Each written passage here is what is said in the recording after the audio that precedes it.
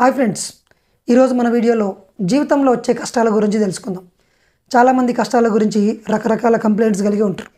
కష్టాల నుంచి బయటికి ఎలా బయటపడాలి, ఏ బాబా దగ్గరికి అయితే బయటపడేస్తారు, ఏ దేవుని నమ్ముకుంటే, ఏ యాగం చేస్తే, ఏ వాస్తును చూస్తే వస్తుంది కష్టాల నుంచి బయటపడేస్తాము.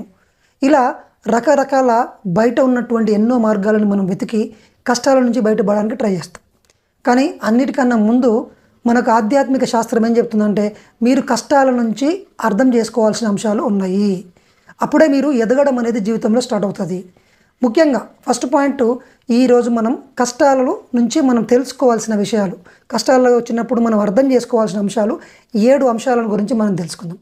మొట్టమొదటి, గతంలో మనం చేసినటువంటి చర్యల యొక్క కారణాన్ని కనుక్కుంటాం.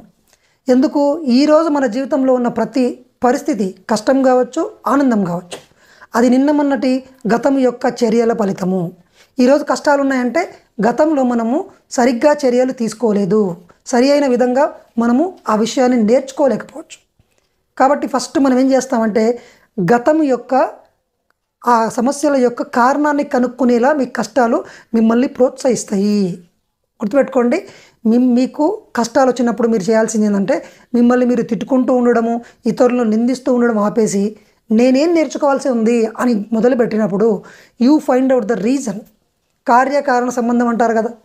సో ఫస్ట్ స్టెప్ 1 ఏంటంటే, మనకు ఉన్నటువంటి ఈరోజున్న సమస్యల వెనకాల ఉన్నటువంటి కారణాలు కనుక్కునగలిగే సామర్థ్యం వస్తుంది కష్టాల వల్ల. ఇది బెనిఫిట్. రెండవ అంశం ఏంటంటే, కర్మ రుణ చెల్లింపులు. మనకు కర్మ సిద్ధాంతం తెలుసు అందరికీ. మన జీవితంలో కష్టం వచ్చినా, దుఃఖం వచ్చినా, ఆనందం వచ్చినా, పాపం వల్ల రోగాలు, కష్టాలు, పుణ్యం వల్ల భోగాలు, సాధన వల్ల జ్ఞానము, అంతే తెలుసు మనకు. సో మన జీవితంలో కష్టాలు ఉన్నాయంటే అర్థం ఏంటి? మనం గత జన్మల్లోనో ఈ జన్మలోని గత కాలంలోనో ఎంతోమందికి తెలియకుండా అవగాహన రాహిత్యం వల్ల, జ్ఞానం లేకపోవడం వల్ల మనం ఎంతోమందికి ఇబ్బంది కలిగించట్టు. మరి వాటి రుణ చెల్లింపులు చేయాలి కదా. సో ఖచ్చితంగా గుర్తుపెట్టుకోండి, మీకు తప్పిపోయి ఏ కష్టము రాదు. మీరు ఇంకోలా చేస్తే ఆ కష్టం రాకుండా ఉండదు. అది ప్రారబ్ధ కర్మ ప్రకారం ఖచ్చితంగా మీరు రుణ చెల్లింపు చేయాల్సి ఉంటే కనుక ఖచ్చితంగా మీకు కష్టం వస్తుంది. అంటే మీ భార్య మిమ్మల్ని హింసించడం కావచ్చు, మీ భర్త మిమ్మల్ని తిట్టడం కావచ్చు, ఒక వ్యక్తి మిమ్మల్ని మోసం చేయడం కావచ్చు, ఒక జబ్బు కావచ్చు, ఒక బిజినెస్లో లాస్ రావడం కావచ్చు. ఇలాంటి కష్టాలన్నీ గతము యొక్క ప్రారబ్ధ కర్మను చెల్లింపు చేసుకునే క్రమంలో వస్తాయి. ఫస్ట్ దాన్ని మనం అంగీకరించాలి. ఏడవడం మొదలుపెట్టొద్దు, తిట్టడం మొదలుపెట్టొద్దు. మనము మన యొక్క గతము యొక్క కర్మ యొక్క రుణ చెల్లింపులు చేస్తున్నాము, కర్మ యొక్క అప్పులు తీర్చుకుంటున్నాము. మీరు ఎంత సంపూర్ణంగా మనస్ఫూర్తిగా అంగీకరించి ఆ కష్టాన్ని మీరు దాంట్లో ముందుకెళ్తారో తొందరగా మీరు ఆ రుణ చెల్లింపులు తీసేసి అప్పుడు కష్టం నుంచి బయటపడతారు. ఇప్పుడు మూడోది తెలుసుకుందాం.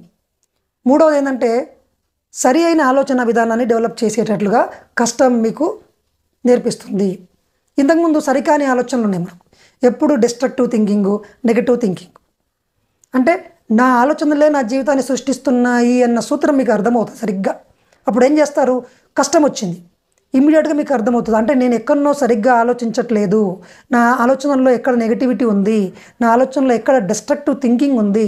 You will find out easily. అదే మీరు సుఖంగా ఉన్నారనుకోండి, మీకు ఆలోచించని విద్య మీకు రాదు, సరి అయిన ఆలోచన విద్య మీకు రాదు. మీరు మిరాక్యులస్ థింకింగ్ను నేర్చుకోలేరు, తద్వారా మీరు అత్యద్భుతమైన జీవితాన్ని సృష్టించుకోలేరు. మరి చెప్పండి, ఇప్పుడు కష్టం వచ్చడం వల్లనే మీరేం చేయగలిగినరు? మీరు అత్యద్భుతమైన ఆలోచన విధానాన్ని ఆలోచించడం నేర్చుకుంటారు, ఆ విద్య నేర్చుకుంటారు, తద్వారా మీ జీవితాన్ని సుసంపన్నంగా చేసుకోగలరు. సో ఇది మూడవది. నాలుగవది, సంకల్ప బలాన్ని పెంచుకుంటాం. నాలుగవది ఏంటండి? సంకల్ప బలం. చాలామందికి తెలియని విషయం ఏంటంటే, వాళ్ళ లోపల ఒక మహాద్భుతమైనటువంటి సంకల్ప బలం ఉంది, సంకల్ప శక్తి ఉంది. మనం వినే ఉంటాం, you create your own reality అని. సరే, నేను అనుకున్నవి జరగాలంటే అంటే సంకల్ప బలం పెరగాలయ్యా. కష్టం ఏం చేస్తుంది? మీ లోపల ఉన్న అనంతమైన శక్తిని లోపలికి చూసుకునేలా చేస్తుంది, మీ లోపల ఉన్న సంకల్ప బలాన్ని నేర్చుకొని సాధించుకునేలా చేస్తుంది. సో ప్రతి కష్టము మిమ్మల్ని, మీ జీవితంలో సంకల్ప బలాన్ని కొంచెం పెంచిపోతుంది. So it is a benefit. సంకల్ప బలం. ఐదవది, నిస్సంగంగా ఉండడం నేర్చుకుంటాం. నిస్సంగం అంటే మనకు ఊరికే పిచ్చి పిచ్చి కోరికలన్నీ కోరుకుంటూ ఉంటాం. ఓకే, మీకు అవసరాలు ఉన్నాయి, మీకు కొన్ని కోరికలు ఉన్నాయి, మీకు కావాల్సినప్పుడు మీరు కోరుకోవడంలో తప్పులేదు. కానీ ఇంకొకరిని ఇంప్రెస్ చేయడానికి, ఇంకొకరికన్నా ఎక్కువగా ఉండడానికి, ఇంకొకరికన్నా నేను తక్కువ అని భావించి ఇంకొకరి ముందర హీరోయిజం చేయడానికి మీరు కోరుకునే కోరికలతోన మీ జీవితంలో ఎంతో దుఃఖాన్ని సృష్టించుకుంటారు. ముఖ్యంగా చాలా కష్టాలకు కారణం ఇవే. సో ఈ కష్టాలు వస్తూ ఉంటే మీరు ఏం చేస్తారంటే మెల్లమెల్లగా ఇంకొకరిని ఇంప్రెస్ చేసే పని మీరు ఆపేస్తారు. ఈ ప్రపంచంలోనే దాన్ని ఏమంటారు, సంసారంలో నిర్వాణం అంటారు.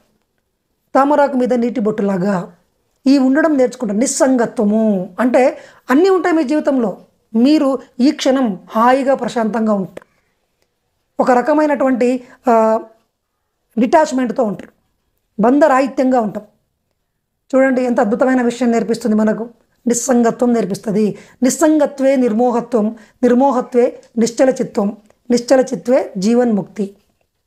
కష్టాలు మన లోపల నిస్సంగత్వాన్ని నేర్పిస్తాయి.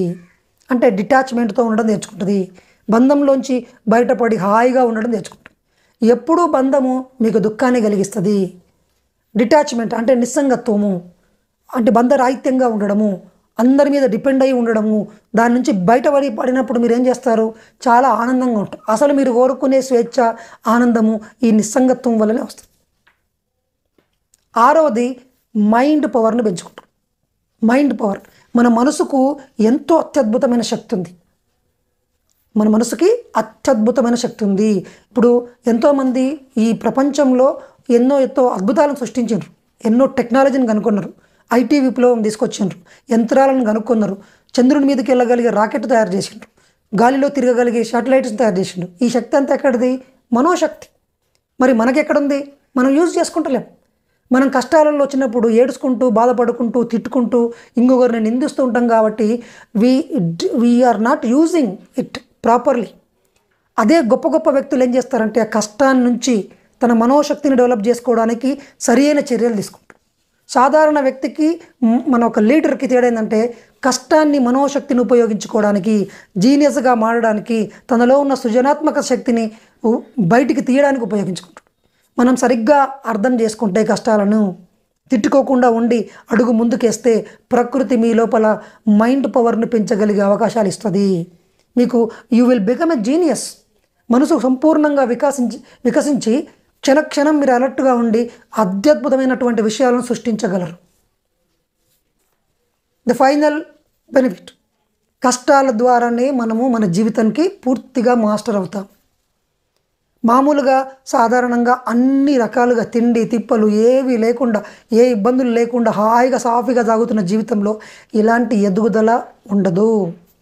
బాగా గుర్తుపెట్టుకోండి, మీ జీవితంలో వచ్చిన కష్టాలే మిమ్మల్ని మీ జీవితానికి యజమానిగా తయారు చేస్తుంది, పూర్తి స్వేచ్ఛనిస్తుంది, మీలో ఉన్న అనంతమైన శక్తుల్ని తీసుకొచ్చి ముందుకు పెడుతుంది. అసలు మీరే సృష్టికర్త అన్న విషయాన్ని మీకు తెలియజేసి మిమ్మల్ని ఎన్ని అడ్డంకులు వచ్చినా సరే, ఎన్ని ఆటంకాలు వచ్చినా సరే ఆనందంగా ఉంటూ మీ జీవితాన్ని సైతం ఎటు కావాలంటే అట్లా మలుపు తిప్పి మిమ్మల్ని ఒక క్రియేటర్గా, సృష్టికర్తగా, సహసృష్టికర్తగా, మాస్టర్ ఆఫ్ లైఫ్గా తయారు చేయగలిగేవి కష్టాలే. కాబట్టి గుర్తుపెట్టుకోండి, మీరు కష్టాల గురించి అర్థం చేసుకోవాల్సిన విషయాలు ఈ 7 అంశాలను సరిగ్గా స్టడీ చేయండి. తక్షణమే మనం కష్టాలు వచ్చినాయంటే మన జీవితంలో నేను నేర్చుకోవాల్సింది ఏదో ఉంది. ఈ విషయము మీ జీవితంలోకి ఏది కూడా, ఏ అనుభవాన్ని కూడా ఊరికే తీసుకురాదు.